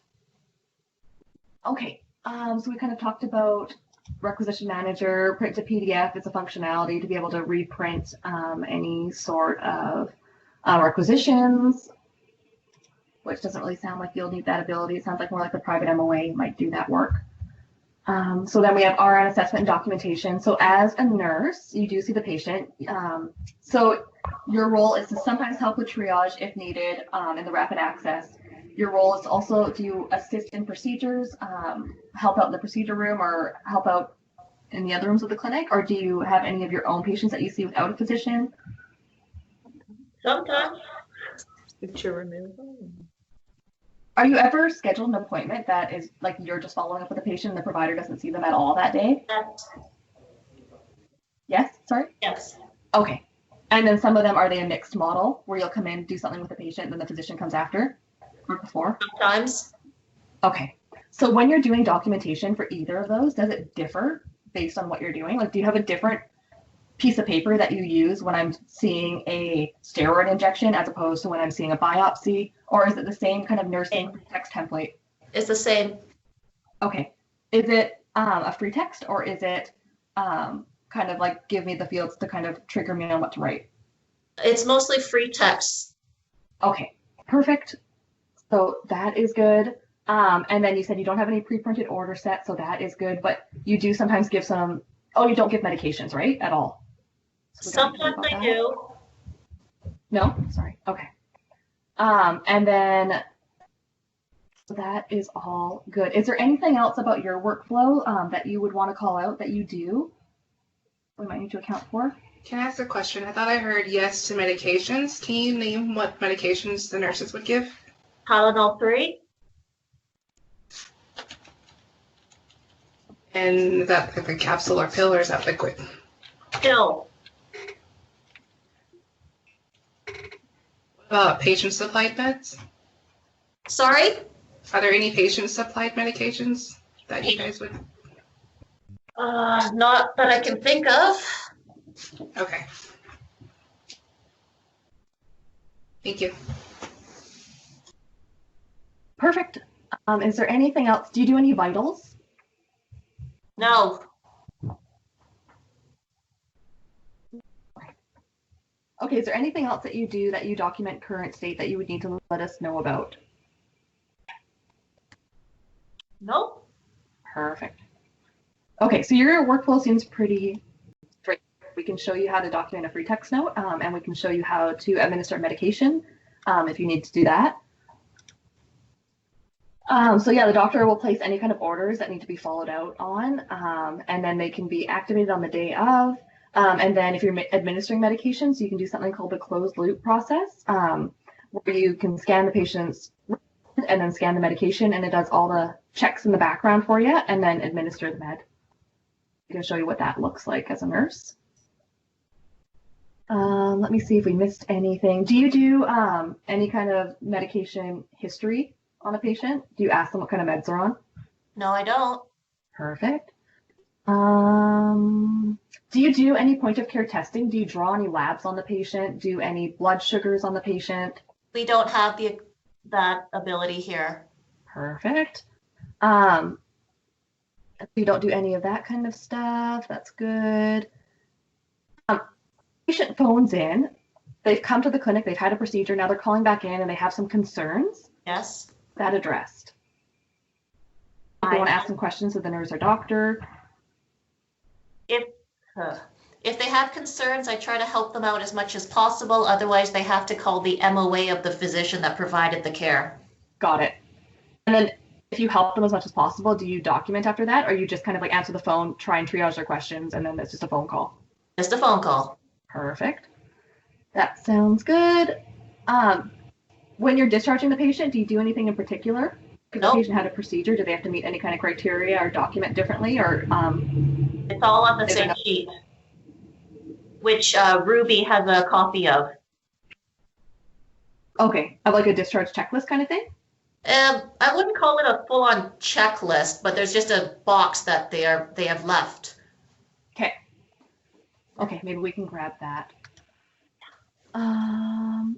Is there any medications? I guess not. You just administer T3s. There's no medications that you have to phone pharmacy to bring up for you. Negative. Perfect. Are you guys part of any of the consult or follow-up visits, or just the procedures? Procedures. Perfect. So then that is all good. What it's saying is when you create an outpatient encounter and it's flipped, they will auto discharge at midnight. So you don't need to clean up any of that as a clerk, which is super nice. On the day of visits, let's see, anything that we've missed here. You never check the chart ahead of time of the patient's appointment. You don't. I don't have look for stuff access ahead to of a time. chart. And I heard that they have pictures that they need to put in the chart, so that's okay. So you use, like the physicians use Plexia. Do you guys, between the clerk and the nurse and the P, use any kind of other systems? We don't use Plexia. I do not use Plexia, and the clerks, they look at it, but they don't use Check in Plexia. and check out. We just check in. Yeah. Do you guys use any other electronic systems besides No. like, in general? Okay. PCIS. PCIS. Okay, and that's just a schedule. Got it. Perfect. When the patient's discharged, do you just give them those education sheets? Is there anything else you have to give them? No. Perfect. So when the patient, do you just know that the patient needs to be followed up after the procedure, or will the physician tell you in the room, like make sure there's a follow-up? How is that communicated so the patient knows to come back? It's just verbally told to the patient. Okay, and it's their responsibility in 6 months to phone back and make an appointment? Yeah, the patient is responsible to phone back. Okay. Okay, and we talked about the inpatients, so that is okay. I think we've asked a lot of these questions, so let's see. As an SLP, are there any referrals that come through that you determine you're not appropriate for, and what do you do with those? Yeah, sometimes. This is Alana, the Credential Voice Care Clinic. Sometimes I'll get some that are for things I don't do, like articulation or swallow assessments, because sometimes people just submit it to the wrong SLP department, outpatient clinic. And occasionally there's things that come to my fax that are just not for this clinic. Like sometimes I'll get an audiology referral, or another ENT accidentally sending it to me instead of to another ENT. So sometimes I just get things that come in that are okay, not right. Okay, but you just contact the person who sent the referral to you and just say, hey, heads up, this is not appropriate? But I send it back where I put it in the box if I know it's somebody in the vicinity. I'll put it in their mailbox. Perfect. Okay, so it sounds, yeah, yes, sorry, Caroline. In regards to inappropriate referrals, Yes. sometimes I get referrals. Clinically, they're appropriate. However, they live in a different catchment area, so I'll forward those usually back to Fraser Health. Yes. We do get some referrals for swallow assessments from modified Baird swallow studies, Yes. which we can no longer do here. I will refer those on and let the office know also. Okay. That sounds good. So when the referrals come through to you guys, do they come to like you as a person, or do they come to like a pool of SLPs? Both. Mine come directly to my fax machine in my office. Okay. Okay, that sounds good. So it sounds like we need to have a scanner in this clinic. We'll need to armband the patients. Do you have any kind of documentation that's color-coded? So what I'm thinking is, do you need a color-coded scanner? Do you ever scan back in pictures or anything like that that are colorful? What can you give some examples of things that might be color-coded? I'm not sure I understand. Yeah, like sometimes like basically what happens, you can get a black and white scanner or you can get a color-coded scanner. So if you're going to scan back in stuff the day of, that is maybe like a picture of a leg and you need to see like the wound differentiation and the colors in it or whatever, that's most appropriate to have a color scanner. Does that make sense? I see. Or if it's all just like typing and stuff, then black and white's fine. Sometimes if there's a photo that I want to attach from the stroboscopy, then yes, it should be in color. Okay. So it sounds like a color, we could be scanning in color documentation, so that's good to know. So we'll need to follow up about all those fax numbers. We figured out kind of what is done. So at the end of the day, do you send your paper charts down to health records currently to be stored? Or what do you do with them? We have in-house storage, and so they stay up here until the patient is discharged, and then I believe they go to health records, but because they're continuing active patients, their record just stays up here. Got it. So as SLPs, do you document in the ENT chart current state, or do you have like your own chart that you document in? Yeah, I have my own charting. Okay. Additional questions? Answered that. We've answered the questions. I don't know if you'll know this. Do you guys run reports for anyone? Pull reports and stats or times or waitlist times or anything like that in your clinic? We do encounter reports at the end of the day on the clinics. Okay, and what kind of information's on that? Just the patient, the names, which clinic. So individually, so if we were doing head and neck or sinus, we do in the encounter report and just clarify that it's all correct and that the number of patients that came and who came has the same as what information we have on the schedule. Yeah, okay, that makes sense. I do some internal reporting, tracking different referral sources and also types of requests from providers. Like I also get consult requests because it's also a resource program for clinicians. So I track that, and then occasionally I will also track some other data, but just internally. I don't think it goes anywhere. Okay, that sounds good. If PCIS is down, have you ever encountered that where PCIS is down for some sort of reason? Not very often, but occasionally. Okay, so if it does that, do you just document on paper and backfill it after? Yes, the patients fill in all the information and then we would just enter it later. Okay. Do you guys do clinical trials? Yep, there's lots of research trials going on. Okay, how does that impact you? Is there any, like, do they ask you to do certain documentation or anything like that? Or is it kind of just like they pull information after the fact? The researchers, they do their own thing. Okay, perfect. Okay, so what we're going to do is a demo. So, Sophie, are you going to start with the sketch pieces? Yes, I can. Please share my screen here.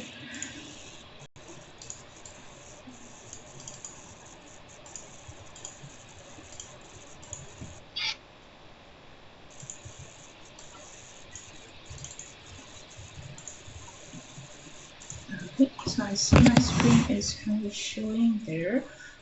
So what I'm doing right now is I am acting as a clerk, and what I'm trying to do is I am going to see all the referrals come to this clinic. I know it's probably just 10% of all the referrals that come to this clinic internally from like a life site or something, but this is something that we usually do, and it may be it can be useful for a clerk of this clinic to capturing everything like such as the referral send it from another like inpatient of the VGH or any other life size who are using CST Cerner. So what I'm having right now is a request list by location. By saying that, I can filter all the future requests that send it to my clinic. So I'm using VGH ENT as an example. You can set up this list at the beginning of your day, so you don't need to do setup every time you want to look at. And you can just click find to refresh it, so it will give you all the patients that send it to your clinic for referral.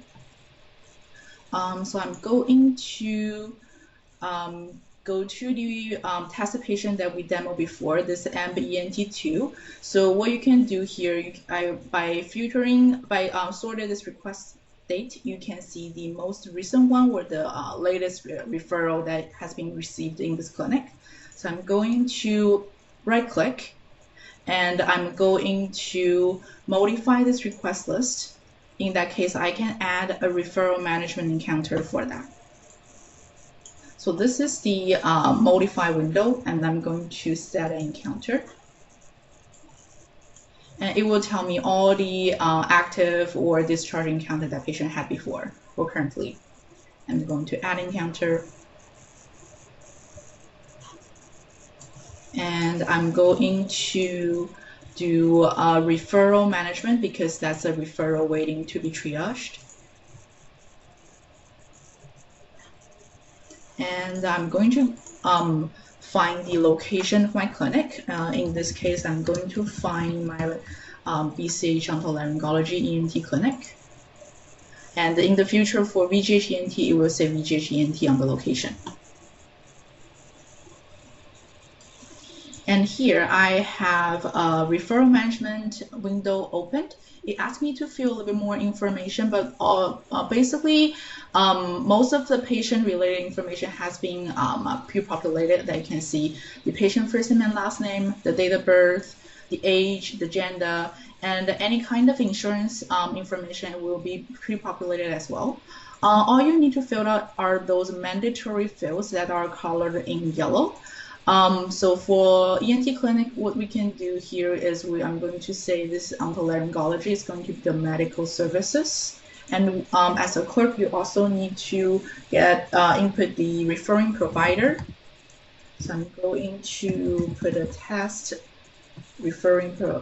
provider name here. And if you don't know where that you need to go, you can just simply click complete. And if you have any required field not populated, you can click OK, and the system will direct you to the next mandatory field. So this is asking us to input the referring received date, and we can just put it enter T for a shortcut of today, and the referral status is going to be ready for triage. And then it will pop another window. There are some default documentation that you can print out, but as a demonstration, we're just not going to print out anything for now. And now you have a referral encounter. And when provider, like Agnes showed before, using the web page, using the tool of referral management, the provider can see all the referrals.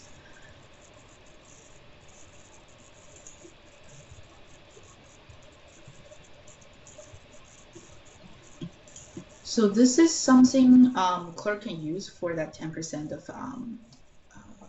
referrals come into this clinic. What we also need to do here is after the referral has a referral encounter attached, we can move this to another request list. We can move this to another list basically.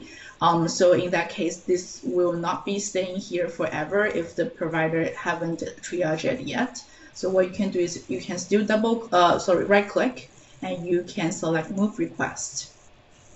And it will give you all the requests that you can move this request to.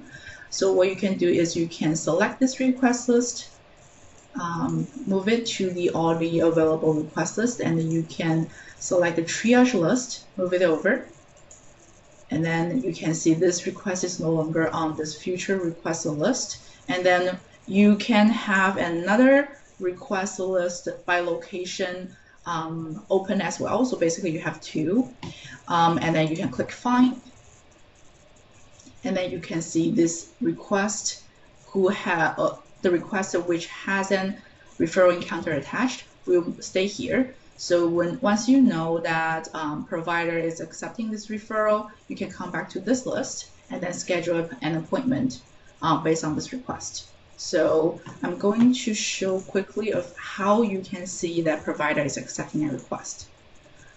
So this is something called PM Office. It's a different application, but as you can use ShareBook too, you can always set up this at the beginning of your day.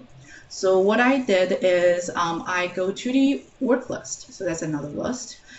You basically select this referral encounter work list, and then you do some little filtering, and then you have a list of patients who are being triaged. You can see some of these patients are still being ready for triage, which means that the provider is not yet triaging them. Some of them is accepted, which means you can go ahead and book appointment based on the instruction. A little more instruction will be when you scroll to the right, you can see whether provider wants it to be the next available appointment, or they can be scheduled within the next 3 months, and what is the reason for visits. So at this point, we're just going to fast forward that, okay, provider is now accepting this patient. We can see this is now accepted. And then, so we go back to our triage list, which is the ShareBook. And then this is the triage list that we have moved our future request to. So here we're going to now scheduling an appointment of this patient. We're going to right click again, and we are going to complete request. A question that I want to ask here is, because Cerner does have the ability to do an automatic appointment alert, automatic appointment reminder. Do you currently using any kind of automatic reminder to remind patient of their visits? No. Okay, thank you. So in that case, we don't need to have this for the future state neither. So here, this is another window pop up when you try to complete a request, when you try to schedule an appointment, basically. It will asking you a little more information about the referring provider. So again, I'm going to put a test provider here. And this will ask you whether you need to have an interpreter. And for demo purpose, we're just going to say no. Visit modality, since you guys are not doing any virtual health, it's going to be in-person / clinic. You can put any kind of scheduling comment in free text here. So let's say if we want to do,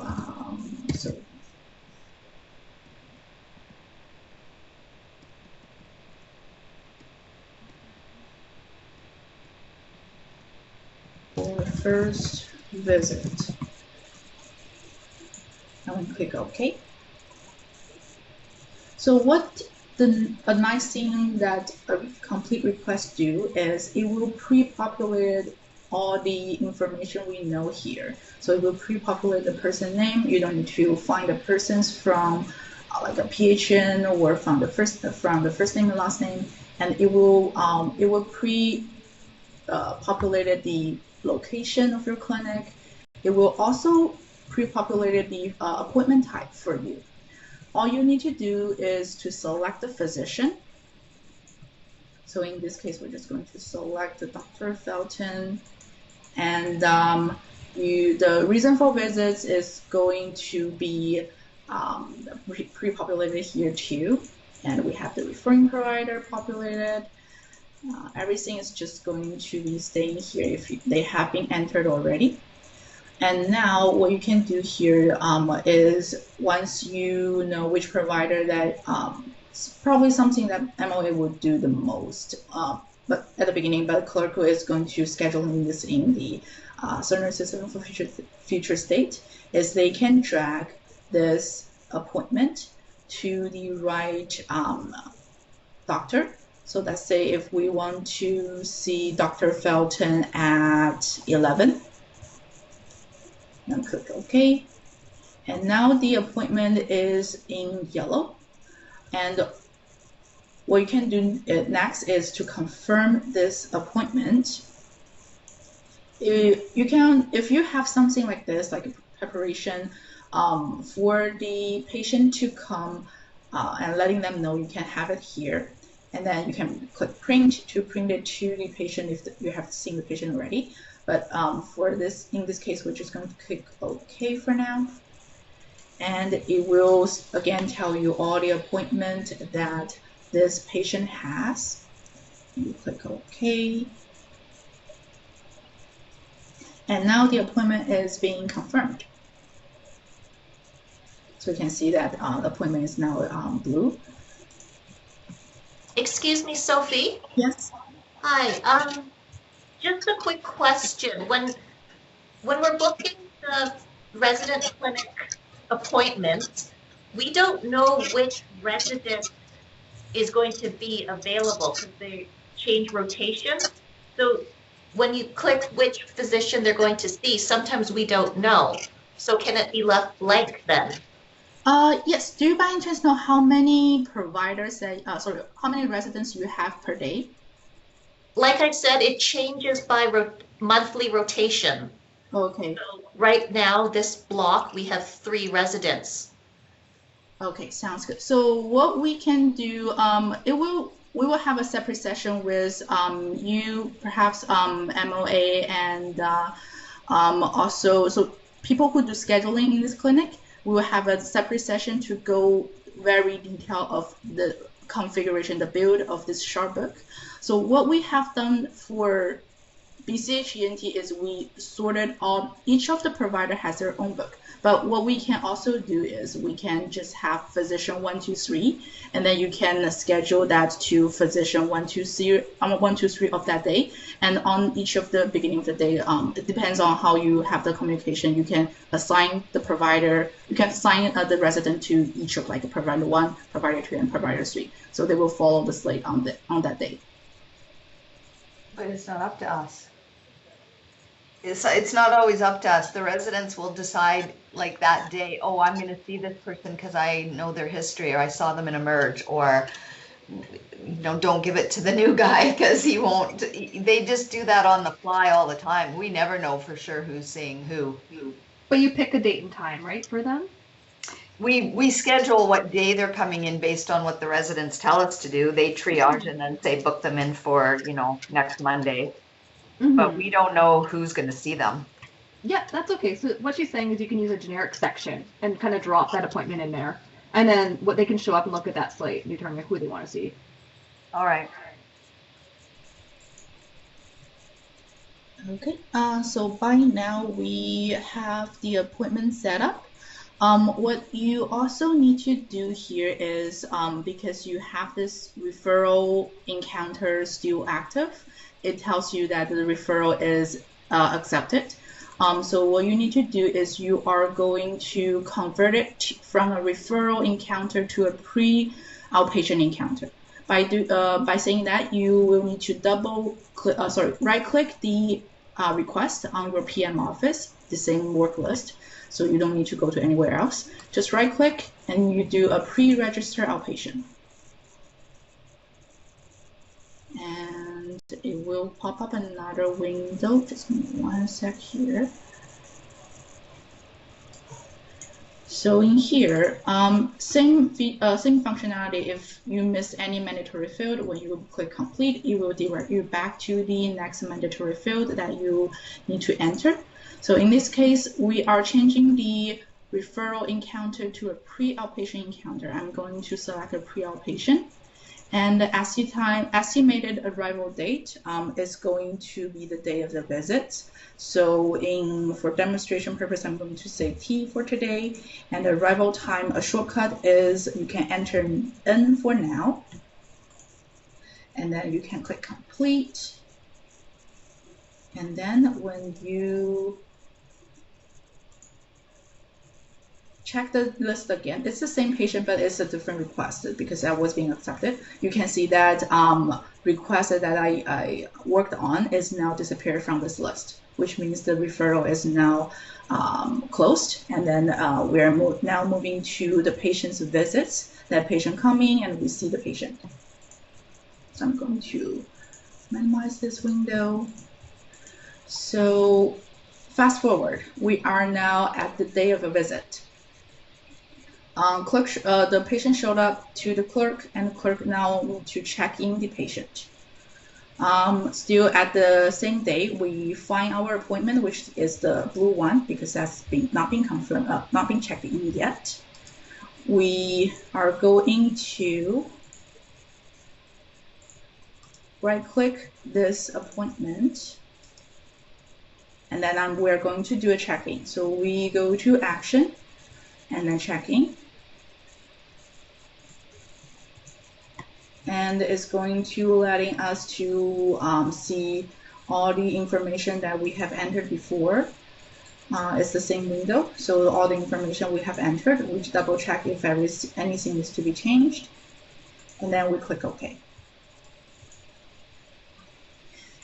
So in this case, since the patient is now arrived, we need to change the encounter from pre-outpatient to an outpatient.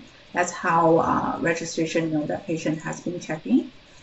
So we're going to say register outpatient.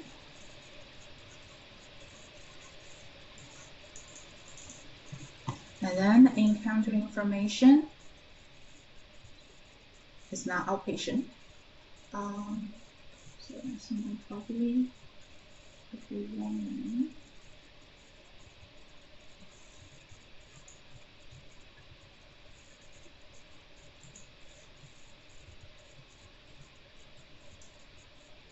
So this one also here.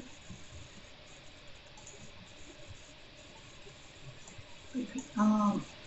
Sorry, I went back to the wrong request. So, but the field will show the difference. It's just the port location because we use a different request. The port location should be VGH ENT clinic, but the encounter should be outpatient and medical services should be otolaryngology. All the insurance information has been pre-populated. And those information, if the patient has any emergency contact, it will be here. This is mostly for BC cancer, so we don't need to put anything here. And once you click complete, it's going to show us the same window of print out any kind of documentation you want. If you are armbanded the patient, then you can print an armband label. You can print a face sheet. If you are collect any specimen, you can print out the specimen. And so it's default by do not print any documentation. So if you don't need to print out anything, you can simply just click OK.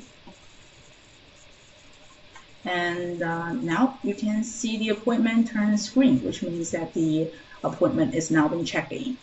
And so when provider goes to their power chart, they will see the patient has been checked in. So it also reflects to their tool as well.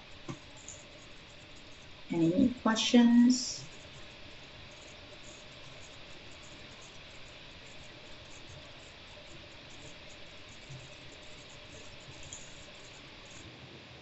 And this is like a high level, so don't think that this will be the first and only time you're going to see this system, and you're going to see it a lot more, and we'll go more in depth with it. So it can be kind of overwhelming in the beginning.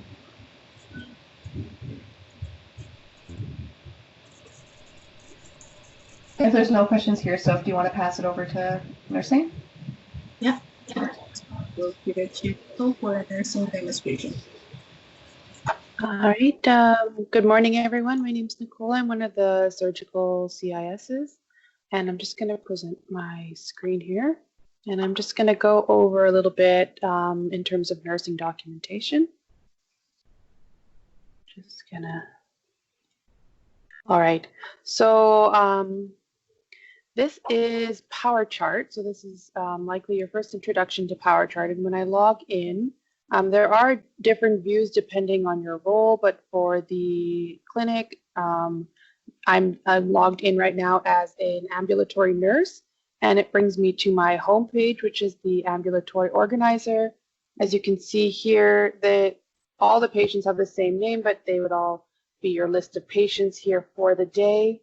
There are the different areas here, and there's different ways to build that out that I'm not super familiar with, but essentially I have it set to my location here, which for demo purposes, as we said, we're using the BC Children's ENT resources.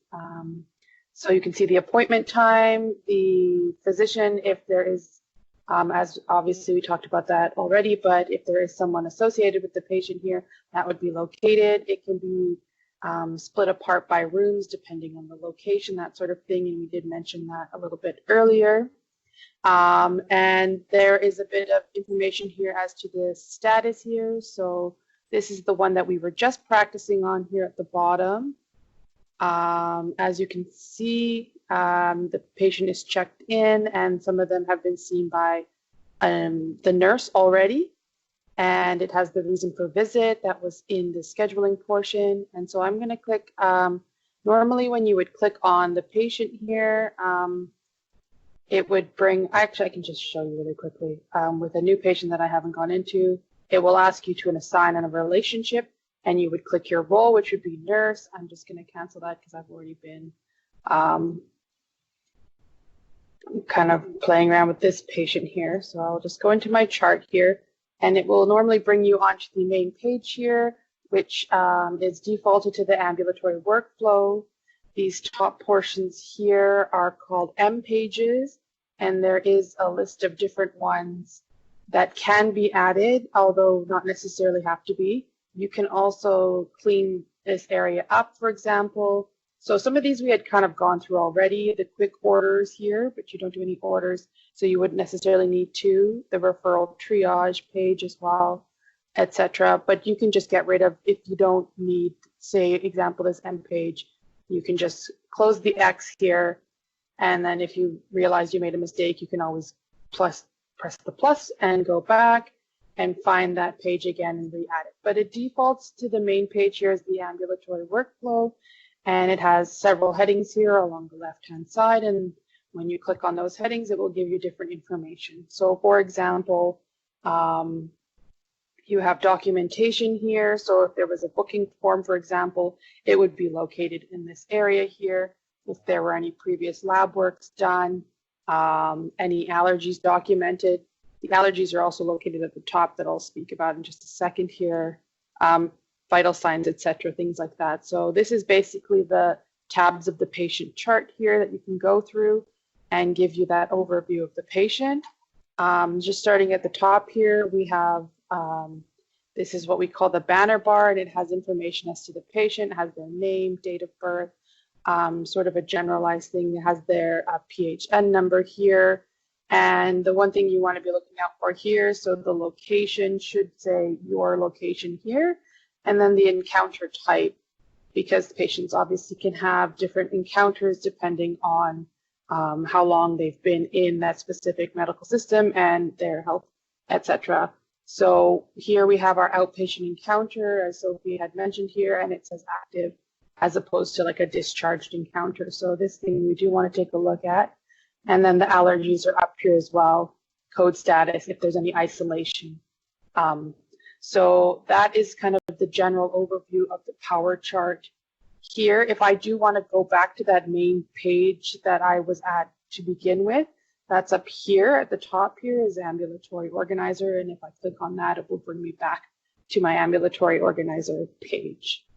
And then along the side here on the left, there's also heading. Some of these, you can see there's multiple ways to get to a location. So there's documentation here, as well as the documentation on the ambulatory workflow M page. So they can get you to different places here. A couple of the things that you may be looking at, for example. So we did talk about medication administration. So I'm just going to go through how that would look like here. So the orders here, that would be like your orders from the doctor, and then you can see what was ordered. I just put an order in here for the Tylenol 3 because you had said that you do sometimes administer that. So you can see that the doctor had ordered the Tylenol 3 here. You can also see there's the electronic MAR. If you click on that, and it will be there as well. There's also a MAR summary. It's just a more condensed version of the MAR, but you can look at different sections here. There's scheduled, unscheduled, PRN, etc. So here you can see what they had written it as. So they wrote, I just clicked on something, so I'm not sure if it quite be exactly what you'd look at, but essentially a Tylenol 3 one tab that you can give once as needed for procedural pain. So it says not given within 7 days, means that this medication hasn't been given to a patient yet. If I do want to give a medication to the patient, what I would do is I would go up and click on medication administration. So this is referred to as the medication administration wizard, or sometimes the MAW you will hear it referred to as. And essentially I would click on that, and if the patient does have a wristband, so what I want to do is I want to be scanning the patient information to make sure that I have the right patient. Here they have the demographics above here as well. And then since I don't have a patient, I'm just going to click the next button. And then if you had multiple medication orders, they would all be listed here. So I'm going to be giving the Tylenol 3 and the medication. What I would want to do is scan the actual medication itself.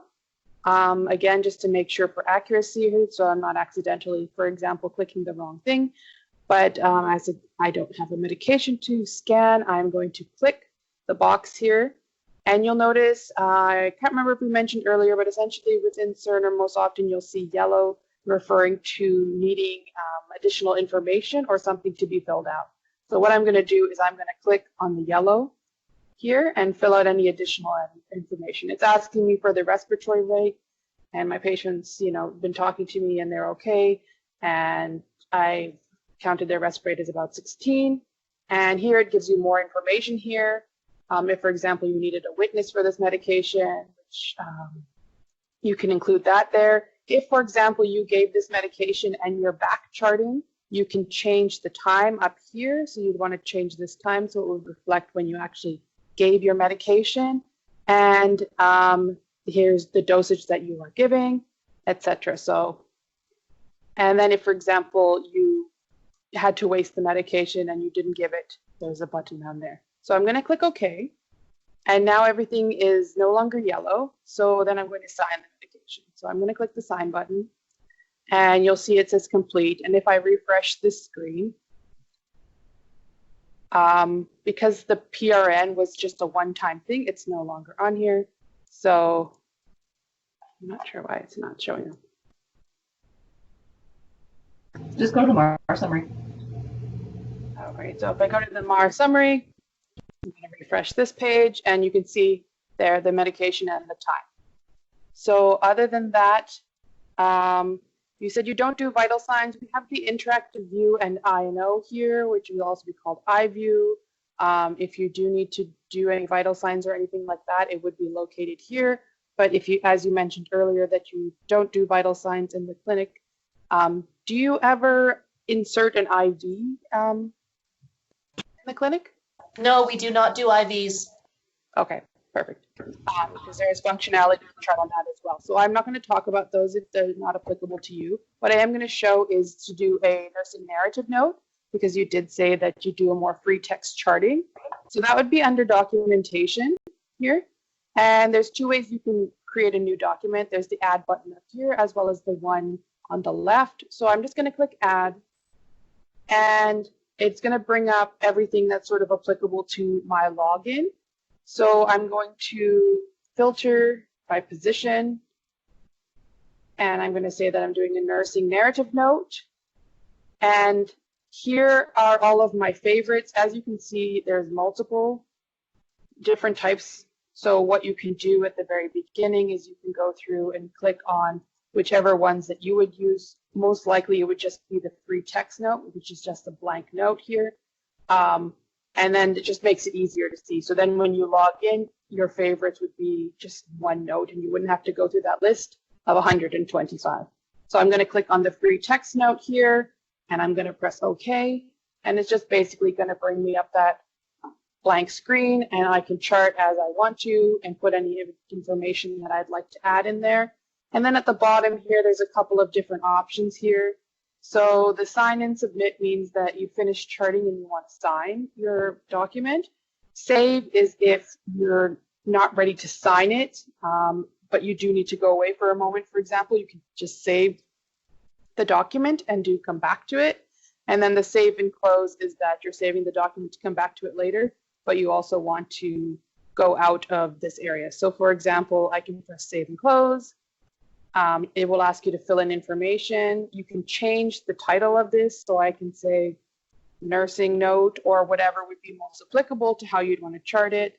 And then I'm going to press OK. And because I press save and close, it automatically closes the document. If I want to go back into it and actually finish and sign it, I can click on the note here. As you can see, it gives a little pop-up window here, gives some information. So it's saying preliminary report because I'm not finished it and it's just saved. You'll also see it's kind of in italics here. That is another indication that it's not quite done. And so I'm going to go to modify here to just reopen that document. So I'm going to modify it, fill in information. I've added the rest of my documentation, and now I'm ready to sign the actual document. So I'm going to go to sign and submit.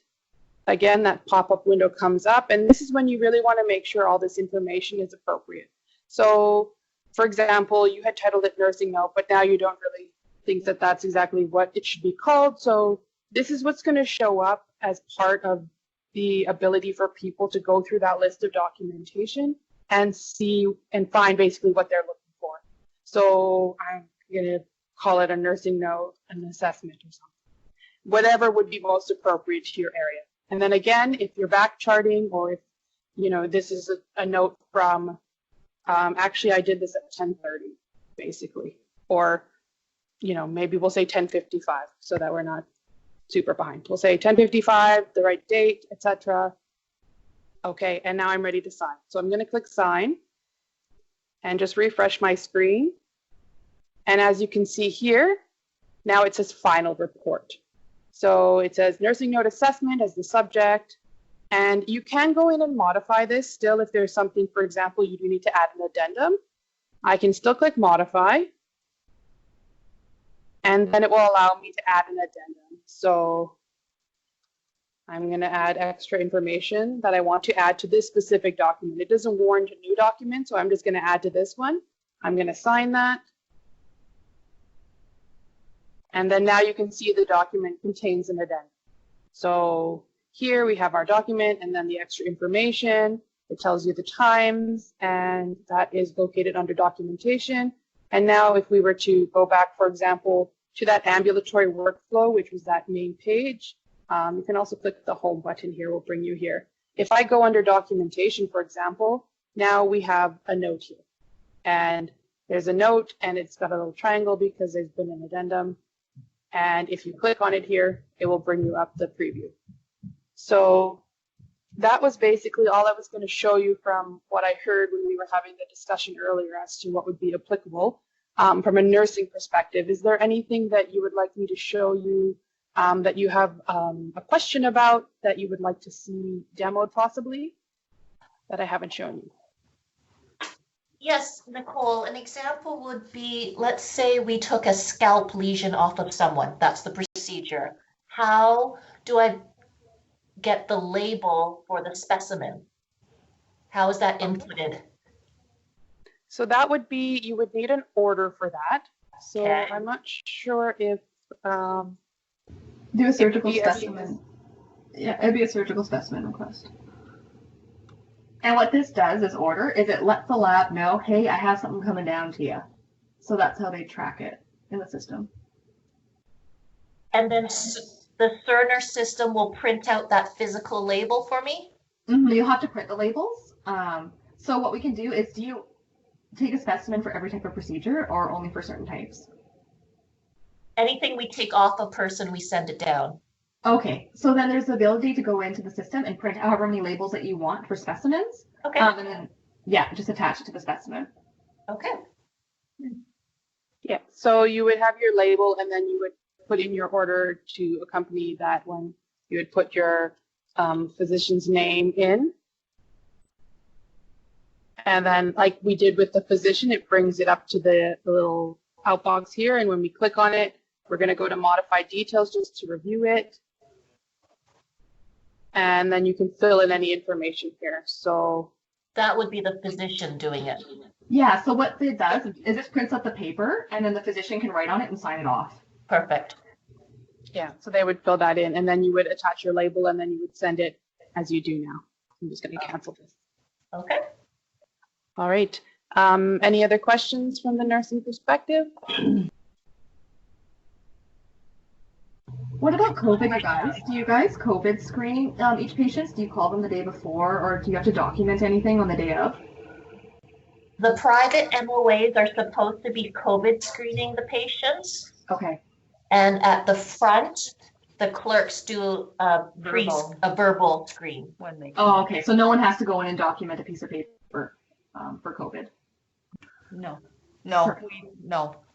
Okay, no, that's good. There is like an opportunity to use something called like a power form where you can go in and document the assessment of COVID, but if that's not necessary, that's great. That's one less step for you guys. Hi, it's Caroline.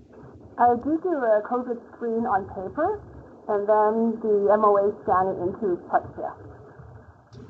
Oh, okay. So if you do that, there is a power form for COVID now. Nicole, do you mind just showing them what a power form kind of looks like? Sure.